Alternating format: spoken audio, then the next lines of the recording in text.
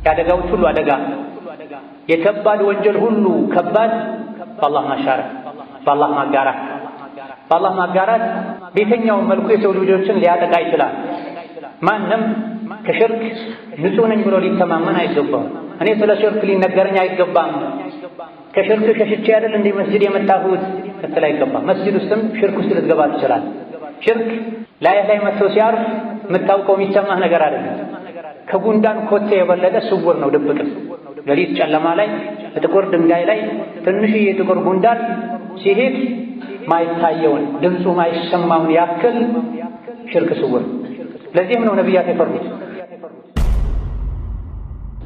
የተለያዩ በሽታዎችን ከምንፈራው በላይ ከተለያዩ በሽታዎች ከምንጠነቀቀው በላይ ከሽርክ ልንጠነቀቅ ይገባናል። የከባዶች ሁሉ ከባድ የሰው ነፍስ ማጥፋት፣ ወለድ መብላት፣ ዝሙት መስራት፣ ወላጆችን መበደል፣ ሌሎችም ከባድ የሚባሉ ወንጀሎች አሉ። ቀጥለን እንጠቅሳለን። ከሁሉም ከባዱ የከፋው በአላህ ማሻረክ ወንጀል እኛ ጋር ካለ ከሌሎች ወንጀሎች ሁሉ ብንጸዳ ምንም አይጠቅም። የሽርክ ወንጀል ሁሉንም ወንጀሎችን ያካተተ ከሽርክ በላይ ከሽርክ በኋላ ወንጀል የለም ተብሎ فاسألوا أهل الذكر إن كنتم لا تعلمون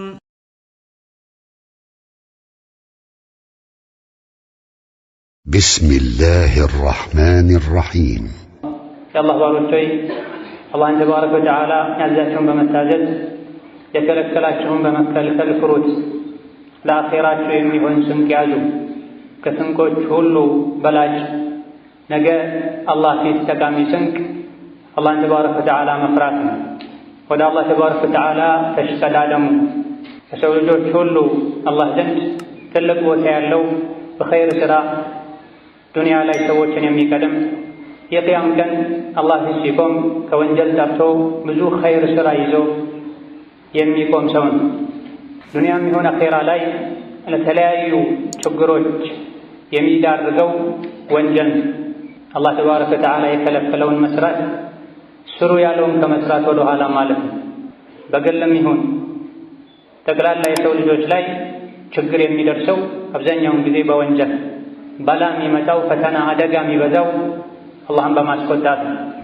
ይህ በላ አደጋ ችግር ሊወገድ ሊጠፋ የሚችለው ደግሞ ወደ አላህ በመመለስ ከአላህ በመታረቅ ተውበት በማድረግ የተዉትን ኸይር ሥራ ግዴታ በመስራት በመወጣት የተዳፈሩትን ወንጀል ተጸጽቶ ሁለተኛ አላደርግም ብሎ በማቆም አላህ ተባረከ ወተዓላ ታዘዙኝ ብላ መልእክተኛዬን ታዘዙ ብላ አላህና መልእክተኛውን የሚታዘዝ ሰው በዱንያም በአኺራ በሰላም እንደሚኖር፣ አላህና መልእክተኛውን የማይታዘዝ የሚያምፅ ሰው ደግሞ ሰላም እንደማያገኝ፣ እንደሚጨናነቅ፣ እንደሚሸበር፣ እንደሚፈራ ነግሮናል።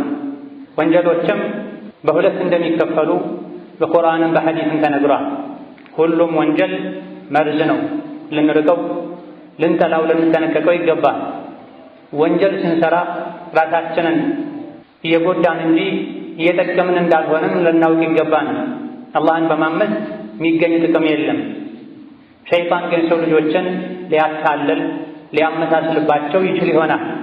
ለጊዜው የተደሰቱ የተጠቀሙ ሊመስላቸው ይችላል። ነገር ግን ኋላ ላይ አኺራ ላይ እሳት የሚያስከትል ስራ እዚሁ ዱንያ ላይም ከሰሩት በኋላ መረበሽን፣ መጨናነቅን፣ ፍርሃትን የሚያስከትል ማንኛውም ስራ ጥቅም የለም፣ ጉዳት ነው። ሆኖም ወንጀሎች ከሚያስከትሉት መዘዝ አንጻር ወንጀል ሁለት አይነት ነው። ትልልቅና መለስተኛ ወይም ትንንሽ ወንጀሎች ተብለው ተከፍለዋል። አላህ በተከበረው ቃሉ ኢን ተጅተኒቡ ከባኢረ ማ ቱንሀውነ ዐንሁ ኑከፊር ዐንኩም ሰይአቲኩም ወኑድኺልኩም ሙድኸለን ከሪማ ብላ የተከለከላችኋቸው ከባባድ ወንጀሎችን ከራቃችሁ፣ ከተዋችሁ፣ ከተጠነቀቃችሁ ኑከፊር ዐንኩም ሰይአቲኩም ጥቃቅን ወንጀሎችን እንሰርዝላችኋለን፣ የተከበረ መግቢያ ጀነት እናስገባችኋለን ብሏል። ከባባድ ወንጀሎችን ያራቀ የተጠነቀቀ ጥቃቅን ወንጀሎችን አላህ ይቅር ይለዋል፣ ይሰርዝለታል። ከባባድ ወንጀሎችን የተዳፈረ ያልተወ በከባባድ ወንጀሎችም በጥቃቅን ወንጀሎችም ይያዛል፣ ይጠየቃል። ከምንከለክላችሁ ወንጀሎች ውስጥ ትልልቁን ካራቃችሁ ከተጠነቀቃችሁ ትንንሹን እንሰርዝላችኋለን፣ ይቅር እንላችኋለን ማለት ትንንሹ ይቅር እንደሚባል የተነገረው ከባባዱን ወንጀል ለተወተው፣ ከባባድ ወንጀልን ያልተወ በከባዱም በጥቃቅኑም ይያዛል። ተውበት ካላደረጉ ደግሞ ጥቃቅን የሚባሉ ወንጀሎችም ወደ ከባድነት ይቀየራሉ። ተውበት ካላደረጉ በቋሚነት ሁሌ በግዴለሽነት ከሰሩት ጥቃቅን የሚባሉ ወንጀሎችም ወደ ትልልቅ ወንጀል ይቀየራል። ሁሌ ከተውበቱና እስትግፋር ካደረጉ አላህን ምህረት ከጠየቁ ለምን ይሄን ጥፋት አጠፋው ብለው ራስን ከወቀሱ ያጠፉትን ጥፋት የሚያብስ ኸይር ስራ ከሰሩ ደግሞ ከባባዱን ወንጀል አላህ ይመራል። ማ የፍዐሉ ላሁ ቢዐዛቢኩም ኢን ሸከርቱም ወአመንቱም ወካነ አላሁ ሻኪረን ዐሊማ ብላ አላህ እናንተን በመቅጣቱ ምን ይጠቀማል? ካመሰገናችሁት፣ ከታዘዛችሁት፣ በብቸኝነት ካመለካችሁት፣ ከፈራችሁት፣ ካከበራችሁት አላህ ተባረከ ወተዓላ ባሮቹን የሚያመሰግን ትንሽ ኸይር ሥራ ሲሰሩ ብዙ አጅር የሚሰጥ የሆነ ጌታ ነው፣ ሁሉንም የሚያውቅ ነው ብላ። ወንጀል መዘዙ ዱንያንም አኼራንም ያበላሻል። ሰዎች አኼራ ላይ ጀነት እንዳይገቡ የሚያደርጋቸው ወንጀላቸው። እዚህ ዱንያ ላይ አሁን ቀደም ያለፉ ህዝቦች በጎርፍ፣ በአውሎ ንፋስ፣ በመሬት መንቀጥቀጥ የጠፉት በወንጀላቸው ምክንያት የፊርዓውንን፣ የሃማንን፣ የሁድ የሷልሕ ህዝቦችን፣ የኑሕ ህዝቦችን ታሪክ ቁርአን ነግሮን ፈኩለን አኸድና ቢዘንቢሂ እነዚህም በሙሉ በወንጀላቸው ምክንያት ብርቱ አያያዝ ያዝናቸው፣ ቀጣናቸው ይላል። እዚህ ዱንያ ላይ ያልተቀጣ ኢለም የተገመድሁ ረቡሁ ቢረሕመቲሂ አኼራ ላይ ይቀጣል። ወንጀል በዋዛ አያልፍም። የሰው ልጆች እዚህ ምድር ላይ መጥተው እንዲሰቃዩ፣ እንዲታመሙ፣ እንዲሰደዱ፣ እንዲራቡ፣ እንዲቸገሩ ያደረገው የሰው ልጆች አባት አደም አንዲትን ዛፍ አትብላ ብለው ሸይጣን አሳስቷቸው በመብላታቸው ምክንያት አንዲት ወንጀል ብቻ ከጀነት ታስወጣች። በአዱንያ ቆይታቸው ተቆጥሮ ማይዘለቅን ወንጀል የሰሩ ሰዎች እንዴት ነው ተመልሰው ጀነት መግባት በቀላሉ ነው ያስቡት? ጀነት ውስጥ የነበረን ሰው ገብቶ የነበረን ሰው እንደፈለክ ብላ እንደፈለክ ሁን አንዲት ዛፍ ብቻ አትንካ ተብሎ የነበረ ሰው ከገባ በኋላ አንድ ወንጀል ካስወጣው ያውም ከጀነት ውጪ ሆኖ ቆጥሮ ሊዘልቀው ማይችልን ወንጀል ቀን ከሌሊት የሚሰራ ሰው እንዴት ነው በዋዛ ጀነት መግባት የሚያስበው? ጀነት ንጹህ ናት፣ የንጹዎች ሀገር ናት። ወይም መጀመሪያ አለመነጃጀት፣ አላህን ጠብቀኝ ማለት የከለከለን ነገሮችን በሙሉ መከልከል የሚቻል ስለሆነ መራቅ፣ መጠንቀቅ። ከተነጀሱ ወንጀል ላይ ከወደቁ በተውበት ውሃ መታጠብ፣ ቀጣይ ህይወትን ቀሪ ህይወትን ማሳመር፣ ማስተካከል። ወንጀሎች ምንም እንኳ ትልቅ ትንሽ ቢባሉ ሁሉም መርዝ ናቸው፣ ዱንያ አኼራን የሚያበላሹ ናቸው። ሁሉንም ልንጠነቀቅ ይገባናል። ትንሹንም ትልቁንም ወንጀል ተው፣ አላህን መፍራት ማለትም ይህ ነው ተብሏል። ትልቁንም ትንሹንም ድብቁንም ግልጹንም ወንጀል ተው። ሁሉም ቦታ ላይ አላህን ፍራ፣ በሁሉም ነገር ላይ አላህን ፍራ። ሙእምን የምትባለው ተቂ የምትባለው ይሄ ከባድ ወንጀል የሚባለው በቁጥር የተገደበ አይደለም። ምንም እንኳ አንዳንድ ሐዲሶች ላይ ከባባድ ወንጀሎች ከባኢረ ዝኑብ የሚባሉት 7 ናቸው ቢባልም ከሰባት ውስጥ ዋና ዋና የሚባሉትን የከባዶች ሁሉ ከባድ የሚባሉትን ብዙ ጊዜ የሰው ልጅን የሚያጠቁትን መግለጽ ፈልገው እንጂ ነብዩ ሰለላሁ ዐለይሂ ወሰለም 7 ናቸው ከማለት ይልቅ 70 ናቸው ማለት ይሻላል፣ ይቀላል ብለዋል አብዱላህ ኢብኑ አባስ ሌሎች። በጥቅሉ ይሄን ያደረገ አላህ ይርገመው የተባለለት ወንጀል በሙሉ ከባድ። ይሄን ያደረገ ከኛ ከሙስሊሞች አይደለም፣ ነቢይ ይሄን ካደረገ ሰው የጠሩ ናቸው የተባለለት ወንጀል በሙሉ ከባድ ወንጀል። ለምሳሌ ያታለለ ያጭበረበረ ከኛ አይደለም ብሏል ነቢያችን ሰለላሁ ዐለይሂ ወሰለም። በሙስሊሞች ላይ መሳሪያ ያነሳ ከኛ አይደለም ብላ ከባድ ወንጀል ነው ማለት። ይሄን ያደረገ እንዲህ አይነት ወንጀል የሰራ ዱንያ ላይ በዚህ መልኩ ይቀጣ የተባለለት ወንጀል፣ ይገረፍ ይገደል የተባለለት ወንጀል ከባድ ወንጀል። አስካሪ መጠጥ መጠጣት፣ ዝሙት መስራት፣ የንጹሃንን ስም ማጥፋት፣ ያልሰሩትን ወንጀል የሌለባቸውን ወንጀል መለጠፍ ከባድ ወንጀል ይባላል። ወይም እንዲህ አይነት ወንጀል የሰራ ሰው አኼራ ላይ እንዲህ አይነት ቅጣት አለለት ተብሎ የተነገረለት ወንጀል በሙሉ ከባድ ወንጀል።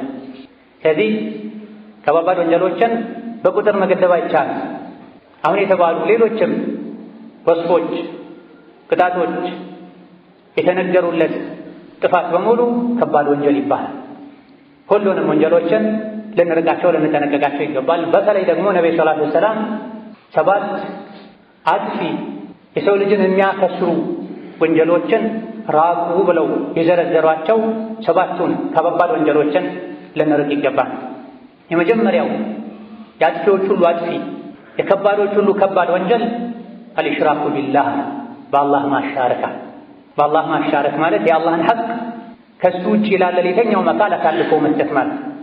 የአደጋዎች ሁሉ አደጋ የከባድ ወንጀል ሁሉ ከባድ በአላህ ማሻረክ፣ በአላህ ማጋራት። በአላህ ማጋራት በየትኛውም መልኩ የሰው ልጆችን ሊያጠቃ ይችላል። ማንም ከሽርክ ንጹህ ነኝ ብሎ ሊተማመን አይገባም። እኔ ስለ ሽርክ ሊነገረኝ አይገባም፣ ከሽርክ ሸሽቼ አይደል እንደ መስጂድ የመጣሁት ልትል አይገባም። መስጂድ ውስጥም ሽርክ ውስጥ ልትገባ ትችላለህ። ሽርክ ላይ መጥቶ ሲያርፍ የምታውቀው የሚሰማህ ነገር አይደለም። ከጉንዳን ኮቴ የበለጠ ስውር ነው፣ ድብቅም። ሌሊት ጨለማ ላይ ጥቁር ድንጋይ ላይ ትንሽዬ ጥቁር ጉንዳን ሲሄድ ማይታየውን ድምፁ ማይሰማውን ያክል ሽርክ ስውር። ለዚህም ነው ነቢያት የፈሩት። ኢብራሂም ዓለይሂ ሰላም የነቢያት አባት የተውሂድ ሰዎች መሪ፣ ለተውሂድ ብለው እሳት ውስጥ የተጣሉ፣ ለተውሂድ ብለው ልጅህን እረድ ሲባሉ ለፈተና እሺ ብለው የልጃቸው አንገት ላይ ቢላዋ አስቀምጠው የገዘገዙ ከሽርክ ይጠነቀቁ ይፈሩ ነው። ለራሳቸው ብቻ ሳይሆን ለልጆቻቸውም ሽርክን ይፈሩ ነው። ወጅኑብኒ አርቀኝ፣ ወበንያ ልጆቼንም አርቅልኝ፣ አን አዕቡደል አስናም ጣዖትን ከመገዛት ጣዖትን ከማምለክ አርቀኝ ጠብቀኝ ነው።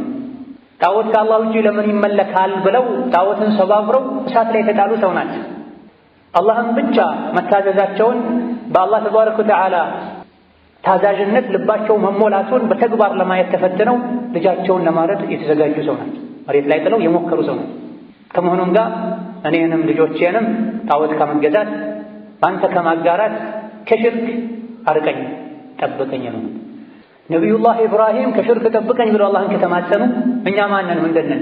ምን አድርገናል ለዲን ብለን? በስንት ፈተናዎች በጥቃቅን ፈተናዎች ምን ወድቅ ሰዎች ነን። ሶላትን በአግባቡ ማንሰግድ ሰዎች ነን ብዙዎቻችን። ዘካን በአግባቡ ማናወጣ ሰዎች ነን። አይናችንን ከሐራም ማንጠብቅ ሰዎች ነን። ብዙ ጉድለቶች ያሉብን። የጉድለቶች ሁሉ ዋና የሆነውን ሽርክን ማንፈራ ከሆነ ሽርክን አልተረዳነውም ማለት። ነቢያችን ሰለላሁ ዐለይሂ ወሰለም መካ ሲኖሩ ለ13 ዓመት ገደማ ላኢላሃ ኢለላህ በሉ ያሉ ሁሌ የሰዎች ልብ ላይ እንዲሰርጥ እንዲታወስ ያደርጉ የነበረው ተውሂድን። መዲናም ሄደው ከተለያዩ ህግጋቶች ጋር ቀላቅለው ያስተምሩ የነበረው ተውሂድን፣ የሽርክን ተቃራኒ። ጣረሞት ላይ ሆነው ያጣጣሩ መተንፈስ በሚከብድበት ወቅት ላይ እንኳ አይሁድና ነሷራን አላህ ይርገማቸው የደጋግ ሰዎችን የነቢያትን መቃብር የዒባዳ የአምልኮ ስፍራ አደረጉት። የአላህ ቁጣ እንዲህ አይነት ሰዎች ላይ የበረታ ነው ያሉ እሳቸው ከሞቱ በኋላ ኡመታቸው መቃብራቸውን የዒባዳ ቦታ እንዳያደርግ አስጠንቅቀዋል። ዩሐዚሩ ማ ሰነዑ ነቢ በዚህ አስቸጋሪ ወቅት ላይ ሰከራተል መውት ላይ ያሉ አይሁድና ነሷራን አላህ ይርገማቸው መቃብር አምላኪዎች ሆኑ ያሉበት ምክንያት ሰሓቦችን ይሄን ድርጊት እንዳይፈጽሙ ያስጠነቀቁ ነበር ተብሏል። ወደ ተውሂድ በመጣራት ስራቸውን ጀመሩ። 23ቱን ዓመት ሙሉ ተውሂድ አስተማሩ። መጨረሻ ነፍሳቸው ስትወጣ ከአዱንያ ሲወጡ ከሽርክ አስጠንቅቀው ነው የሞቱት። ሰሓቦቻቸውም በተደጋጋሚ ሽርክን ሲያስፈራሯቸው ታዲያ ምን ይሻላል ሲሏቸው ጌታዬ ሆይ እያወቅኩ ባንተ ከማጋራት አንተ ጠብቀኝ፣ ሳላውቅ ላጋራሁት ለማጋራው አንተ ማረኝ በሉ ብለዋቸዋል። አቡበክርን፣ ዑመርን፣ ዑስማንን ሽርክን ፈርተው ሽርክን ጠልተው ሽርክን ሸሽተው ከሚወዱት ሀገር ከመካ ከንብረታቸው ከቤተሰባቸው የተለዩ ሰዎች፣ ሌላ ወደማያውቁት ሀገር የተሰደዱ ሰዎች ሽርክን ለማስወገድ ሽርክን ለመዋጋት አንገታቸውን ለሰይፍ የሰጡ ሰዎችን ሽርክ ያስፈራሯቸው ሲሞቱ እንኳ አስጠንቅቀዋቸውን ይሞቱ። ዛሬ ላይ በተለያየ መልኩ ሽርክ ተስፋፍቷል። ወደ ተውሂድ በመጣራት ፋንታ ወደ ሽርክ የሚጣሩ ሰዎች በዝተዋል። ያውም በዲን ስም፣ ያውም በነቢዩ ውዴታ ስም ከእስላም ውጭ ያሉ ሰዎች የሚፈጽሟቸው ብዙ ሽርኮች እስላም ውስጥም ተገኝተዋል። ሙስሊም ነኝ የሚሉ ሰዎች ውስጥም ተገኝተዋል። መስጂድ ውስጥ ሽርክ እየተሰራ ነው። በወልዮች በሷሊሖች ውዴታ ስም ሽርክ እየተሰራ ነው።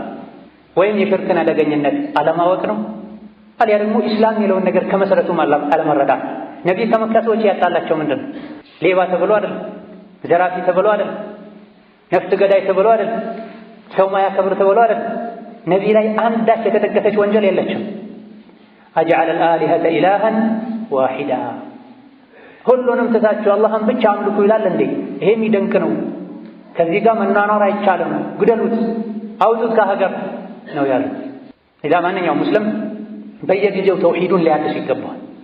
የተለያዩ በሽታዎችን ከምንፈራው በላይ ከተለያዩ በሽታዎች ከምንጠነቀቀው በላይ ከሽርክ ልንጠነቀቅ ይገባናል። የከባዶች ሁሉ ከባድ የሰው ነፍስ ማጥፋት፣ ወለድ መብላት፣ ዝሙት መስራት፣ ወላጆችን መበደል፣ ሌሎችም ከባድ የሚባሉ ወንጀሎች አሉ።